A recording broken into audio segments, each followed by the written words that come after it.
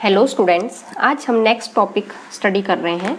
Students, last topic हमने study किया था forces which operate inside the nucleus. Electrostatic force क्या होता है और न्यूक्लियर फोर्स क्या होता है, इसके बारे में हमने पूरा डिटेल में स्टडी किया था। आज हम स्टडी करेंगे मास डिफेक्ट और बाइंडिंग एनर्जी के बारे में कि मास डिफेक्ट क्या होता है और बाइंडिंग एनर्जी क्या होती है। नेक्स्ट टॉपिक है students mass energy, law of conservation of mass energy. अब students, law of conservation of energy क्या होता है? Energy can neither be created nor can be destroy, it may change from one form to another form. तो यहाँ पर हमें मालूम है कि जो आइंस्टीन जो इक्वेशन है मास और एनर्जी की, उसकी वैल्यू है E is equal to M C square. E is equal to M C square. तो जो टोटल जो एनर्जी की वैल्यू हमने यहाँ पर फाइंड आउट करनी है कि जो पार्टिकल है वो किस एनर्जी के साथ मूव कर रहा है। तो E is equal to M C square. तो इस टोटल मास एनर्जी को हमने रेस्ट मास के बराबर लेना है कि जो रेस्ट मास एम नॉट हम ले लेंगे rest mass of A particle, कि जो पार्टिकल है वो किस में है? रेस्ट में है। तो उस केस में जो काइनेटिक एनर्जी की जो वैल्यू आएगी वो क्या आएगी हमारे पास स्टूडेंट्स, कि अब ये जो टोटल एनर्जी की जो वैल्यू है ये किसके बराबर होगी? Rest mass energy of particle and plus kinetic energy of particle. अब E is equal to M naught C square, kinetic energy को मैं T से लिख रही हूँ। अब यहाँ से इक्वेशन हमें क्या बता रही है कि जो रेस्ट मास की जो एनर्जी है उसको हम अनदर फॉर्म ऑफ एनर्जी में हम क्या कर सकते हैं? कन्वर्ट कर सकते हैं। जो रेस्ट मास एनर्जी है किसी पार्टिकल की, उसको हम अनदर फॉर्म ऑफ एनर्जी में हम क्या कर सकते हैं? कन्वर्ट कर सकते हैं। तो यहाँ से जो काइनेटिक एनर्जी की जो वैल्यू आएगी, हम यहाँ पर E इज इक्वल टू क्या पुट कर देंगे? M C square, M naught C square और T। तो यहाँ से T की जो वैल्यू आएगी M C square minus M naught C square. तो ये जो वैल्यू आ रही है M minus M naught C square. तो जो काइनेटिक एनर्जी की जो वैल्यू है पार्टिकल की वो आ रही है m minus M not is delta m और c स्क्वेयर। तो kinetic energy of particle, change in mass of particle और साथ में speed of light in air. तो आप लिख देंगे kinetic energy of A particle, इसकी वैल्यू किसके बराबर है? Change in mass of the particle. अभी हमें पता लग जाएगा कि चेंज इन मास कैसे आया है जब हम नेक्स्ट टॉपिक हम स्टडी करेंगे। Change in mass of the particle, change in mass of the particle और into speed of light in air, C square, speed of light in air.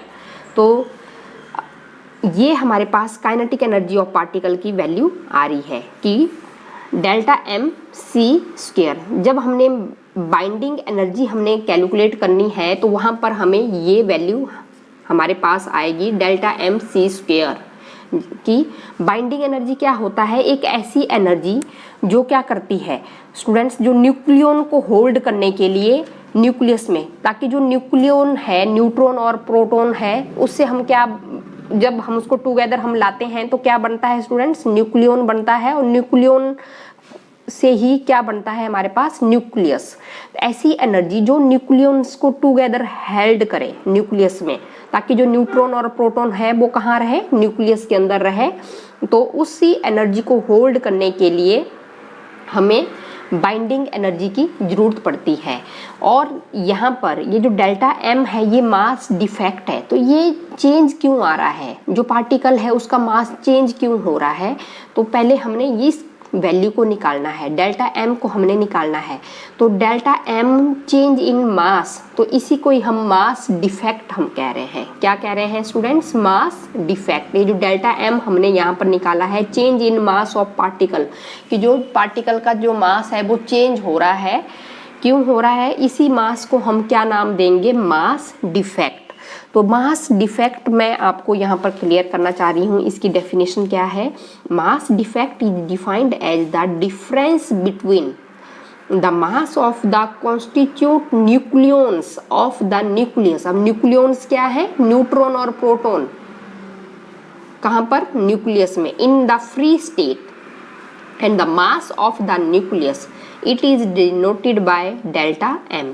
तो स्टूडेंट्स, मास डिफेक्ट को मैं आपको clear करना चाहती हूँ कि यहाँ पर क्या बताया गया है कि इस डेफिनेशन में यही बताया गया है कि जो टोटल जो मास होगा न्यूक्लियस का वो हमेशा कम होगा किस मास से? Total mass of the nucleon, जो न्यूक्लियंस है उसके मास से हमेशा कम रहेगा। दैट मेक्स, न्यूक्लियन से ही हम क्या बनाते हैं? न्यूक्लियस हम बनाते हैं। तो हम ये बता सकते हैं क्योंकि जो प्रोटॉन और न्यूट्रॉन है इन्हीं को ही हम न्यूक्लियस में हम क्या कहते हैं? कलेक्टिवली इसको क्या कहते हैं? हम न्यूक्लियन कहते हैं, न्यूक्लियन। तो ये मास डिफेक्ट कैसे आ रहा है? ये हमारे पास कोई न्यूट्रॉन है और ये प्रोटॉन है। अभी ये दोनों किस में है? फ्री स्टेट में है। स्टूडेंट्स, कैसे हैं? ये फ्री स्टेट में है। ये न्यूट्रॉन है और ये प्रोटॉन है। तो इस केस में जब हम इनका सम हम मास, अब न्यूट्रॉन और प्रोटॉन फ्री स्टेट में है तो फ्री स्टेट में इनका जो मास होगा उसकी वैल्यू हमेशा ज़्यादा होती है। और जैसे ही न्यूट्रॉन और प्रोटॉन को कंबाइन करके हमने क्या बना दिया? न्यूक्लियन बना। और न्यूक्लियन उस एनर्जी को होल्ड करने के लिए ही, न्यूक्लियन को होल्ड करने के लिए ही न्यूक्लियस यहाँ पर बन रहा है। न्यूट्रॉन और प्रोटॉन को जब हम टुगेदर हम साथ में ला रहे हैं तो इस केस में जो न्यूट्रॉन और प्रोटॉन का जो मास था वो थोड़ा ज़्यादा था जब ये फ्री स्टेट में थे, फ्री स्टेट में थे। और ये जो यहाँ पर इन दोनों को कंबाइन करके जो न्यूक्लियस यहाँ पर बना है न्यूट्रॉन और प्रोटॉन, तो इसका जो मास रहेगा वो हमेशा थोड़ा कम रहेगा, मास कम रहेगा। तो इसके पीछे क्या रीज़न है? इसके पीछे यही रीज़न है स्टूडेंट्स कि यहाँ पर मैंने आपको बता दिया था change in mass of particle, कि जो पार्टिकल का जो मास है वो चेंज हो रहा है। कि जब हमने न्यूक्लियन को, when nucleon are brought to form a nucleus, जैसे ही हमने न्यूट्रॉन और प्रोटॉन को साथ में कंबाइन करके न्यूक्लियन, उसको हम न्यूक्लियन भी कहते हैं क्योंकि न्यूक्लियन में ही क्या है? न्यूट्रॉन और प्रोटॉन है। इससे हमने न्यूक्लियस बनाया है। तो जो मास है, ये फ्रैक्शन ऑफ मास, जब ये कंबाइन कर रहा है मास, तो ये किस में कन्वर्ट हो जा रहा है? एनर्जी में। न्यूट्रॉन और प्रोटॉन को न्यूक्लियस में होल्ड करने के लिए यही मास एनर्जी में कन्वर्ट हो जा रहा है। थोड़ा सा मास किस में कन्वर्ट हो जा रहा है? एनर्जी में, ताकि जो न्यूट्रॉन और प्रोटॉन है वो न्यूक्लियस में होल्ड रहे। ठीक है, to hold these nucleon in the nucleus. क्योंकि जो फ्री स्टेट में जो न्यूट्रॉन और प्रोटॉन का जो मास है वो थोड़ा ज़्यादा है, और जैसे ही न्यूट्रॉन और प्रोटॉन को आपस में मिलाने से न्यूक्लियन, हम कलेक्टिवली इसको न्यूक्लियन मैं कह सकती हूँ क्योंकि न्यूट्रॉन और प्रोटॉन को मिलाने से ही हमारे पास नया एक न्यूक्लियस बन रहा है। तो इस न्यूक्लियस का जो मास होगा वो हमेशा कम होगा। तो यही है वो मास defect, change in mass of the particle. तो ये आपको पता लग रहा है कि मास डिफेक्ट क्या होगा, कि जो total mass of A nucleus is less than that the total mass of the nucleon. अब मैं यहाँ पर मैं लिख रही हूँ कि अगर कोई न्यूक्लियस है, कंसीडर ए न्यूक्लियस, न्यूक्लियस का मास कैपिटल M में ले रही हूँ यहाँ पर, और उसके पास Z नंबर ऑफ प्रोटॉन है, Z नंबर ऑफ प्रोटॉन हम ले रहे हैं। अब स्टूडेंट्स, मास नंबर क्या होता है? Number of neutron plus number of proton. Proton को हम Z से रिप्रेजेंट कर रहे हैं। तो यहाँ पर जो नंबर ऑफ जो न्यूट्रॉन आएंगे उस न्यूक्लियस में, उसको हम A माइनस Z हम लिख सकते हैं। N is equal to A minus Z, क्योंकि mass number neutron plus proton, और यहाँ से न्यूट्रॉन की वैल्यू आ जाएगी हमारे पास mass number minus proton number. तो ये आपको पहले क्लियर होना चाहिए कि जब जो न्यूट्रॉन और प्रोटॉन जब फ्री स्टेट में है, दिस वन, ये जो न्यूट्रॉन है और ये जो दूसरा ये जो प्रोटॉन है, जब ये फ्री स्टेट में है तो इसका जो मास है, न्यूट्रॉन और प्रोटॉन के मास का अगर हम सम करें, फॉर एग्जांपल के लिए मैं आपको जस्ट ऐसे बता रही हूँ उदाहरण के तौर पर आपको, ताकि समझ में आ जाए।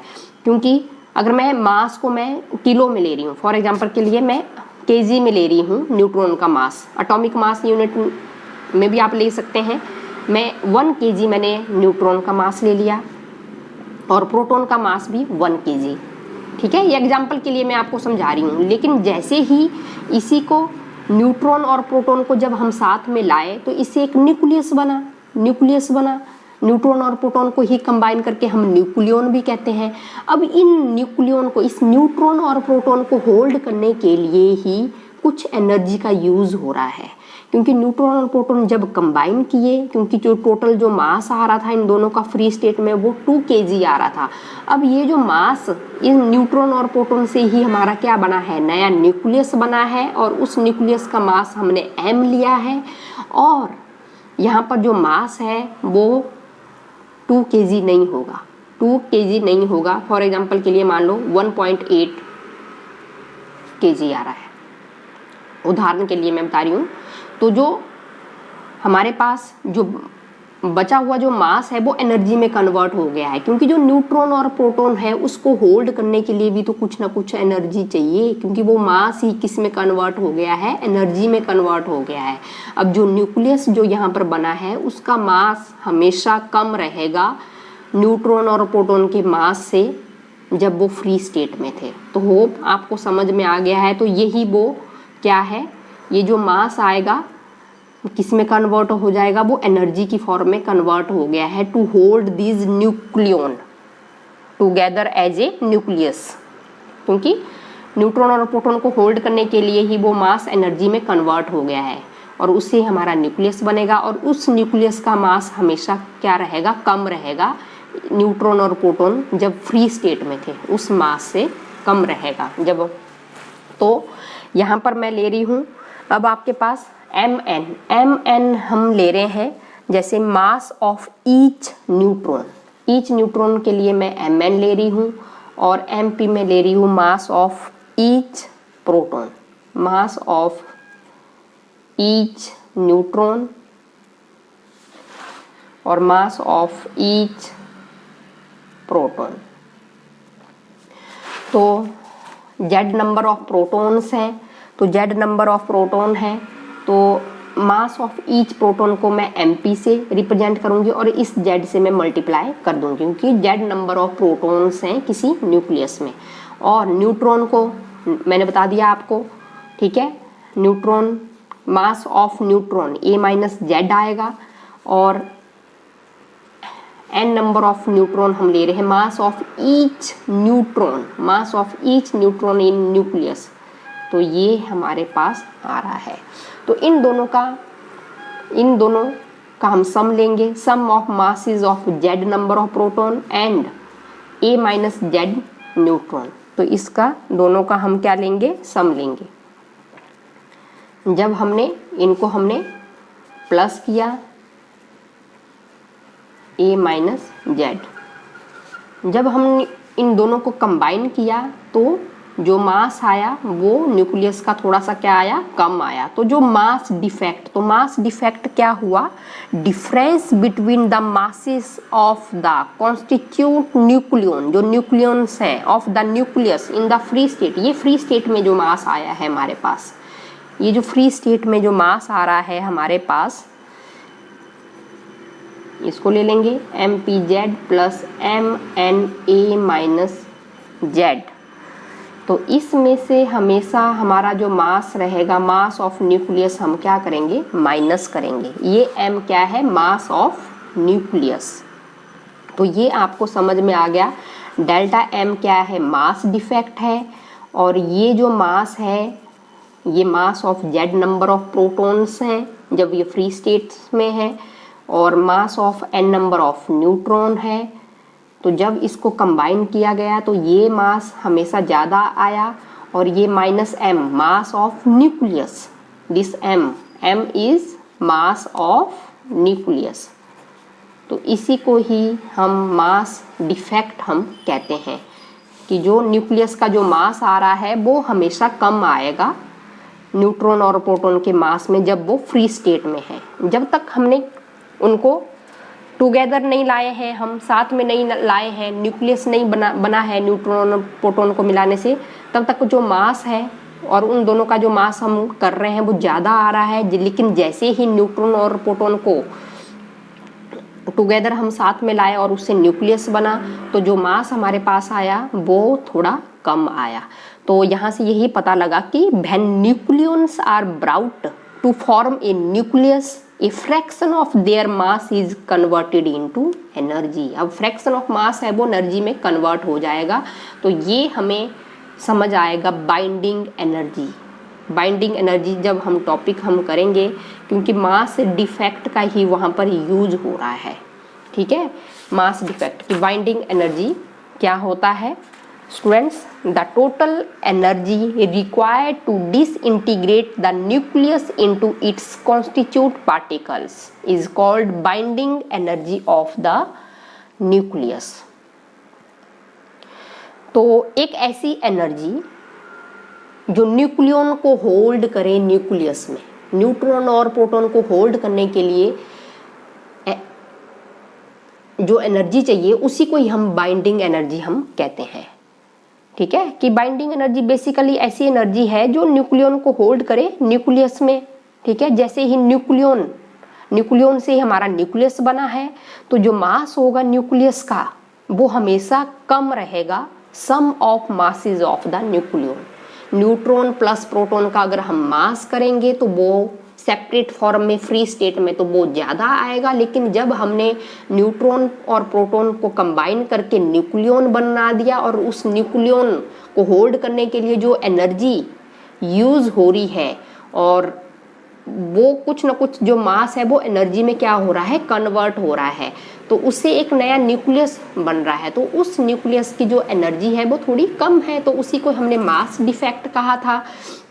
अब यही है कि जब हमारे पास यहाँ पर न्यूक्लियस यहाँ पर बन गया है न्यूट्रॉन और प्रोटॉन से, अब हमने न्यूट्रॉन और प्रोटॉन के पार्टिकल को क्या करना है स्टूडेंट्स, सेपरेट करना है। और उस सेपरेट करने से ही जो एनर्जी यहाँ पर जब हम इसको सेपरेट कर रहे हैं, जब सेपरेट करने या तो हम इसको सेपरेट करेंगे और इंडिविजुअल हम इसको न्यूट्रॉन और इसको हम प्रोटॉन में कन्वर्ट करेंगे, तो जो एनर्जी यहाँ पर यूज़ हो रही है उसी एनर्जी का नाम क्या है, बाइंडिंग एनर्जी है।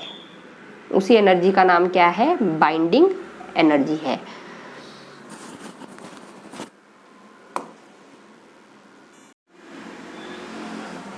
न्यूक्लियन को होल्ड करने के लिए जो एनर्जी चाहिए न्यूक्लियस में, उसी एनर्जी को हम बाइंडिंग एनर्जी हम कहते हैं। तो binding energy is equal to mass defect change in mass of particle, delta M change in mass of particle. तो मास डिफेक्ट हमें मालूम है, डेल्टा एम हमारे पास जो वैल्यू आएगी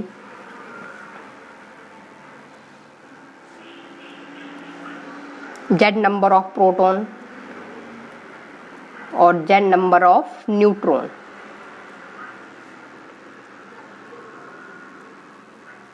ये मास डिफेक्ट की वैल्यू हमारे पास आएगी।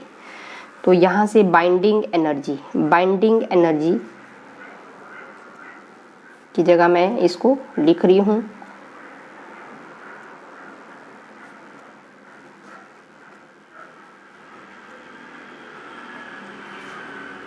और c², ठीक है। तो इसको हम लिख सकते हैं। तो when mass defect delta m is expressed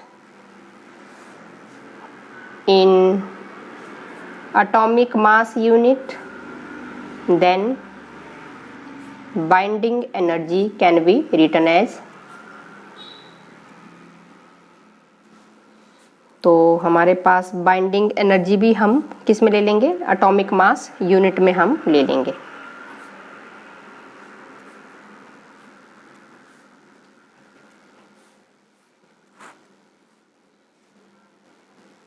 atomic mass unit, इसको हम किस में ले लेंगे, एटॉमिक मास यूनिट में हम ले लेंगे।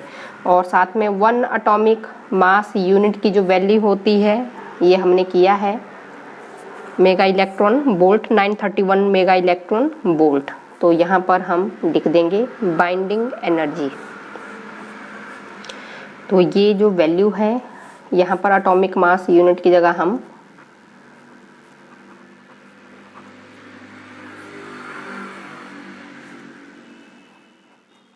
931 मेगा इलेक्ट्रॉन वोल्ट। तो यहाँ से ये जो बाइंडिंग एनर्जी है इसको मैं मास डिफेक्ट में लिख सकती हूँ डेल्टा एम, क्योंकि ये जो वैल्यू है ये हमारी पूरी मास डिफेक्ट की वैल्यू है, और इंटू 931 मेगा इलेक्ट्रॉन वोल्ट। तो ये हमारे पास बाइंडिंग एनर्जी की वैल्यू आ रही है।